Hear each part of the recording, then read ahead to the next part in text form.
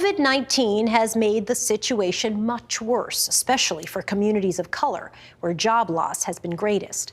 That means the American dream is, at best, deferred, if not denied. Valerie Wilson is the director of the Economic Policy Institute's program on race, ethnicity, and the economy, and an expert on the economic conditions of America's people of color. Edgar Villanueva is an enrolled member of the Lumbee tribe of North Carolina, a philanthropist, and the author of Decolonizing Wealth, Indigenous Wisdom to Heal Divides and Restore Balance. Edgar Villanueva, Valerie Wilson, nice to have you both with me. Thanks for talking with me. Edgar, I'm going to start with you, if I may. What is, in your mind, the American dream? What does it mean? And has that definition changed over the years? I think the American dream is an aspiration. It is a hope that one day we all can be equal, have equal opportunity, access, and thrive. I do think, however, that the American dream is a dream deferred. It is really relegated to identity and place. And so all of us are not equally benefiting from the opportunity to achieve this dream.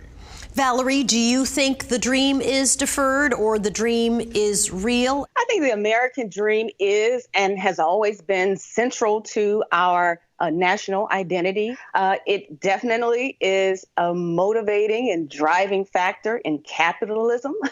So it's essential to fueling our economy. But it is, in fact, elusive for a significant share of the population. Ironically, to the extent that the American dream is alive, I think marginalized communities, those who are most likely to face barriers to achieving their own American dream, are the ones who keep it alive by constantly holding up a mirror and really challenging this country to live up to what it has promised. I think when we look at the rise of economic inequality, then it's obvious for a growing share of the population and disproportionately in communities of color, achieving that American dream has gotten much more difficult.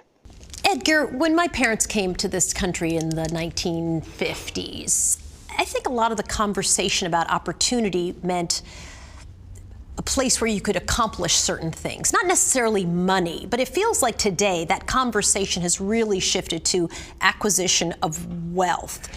In America, we have this individualistic idea here that we must pull up our bootstraps and build wealth for our families. But what's happened because of our system of capitalism that really stems back to our history of colonization, frankly, is that we have an idea of wealth that is very much about the individual, about mine. And we've detached ourselves from how we are actually reliant on each other to thrive. And so I know in my community, when we think about wealth, it's wealth of community. And of course, Valerie, historically, the acquisition of wealth was very unequal.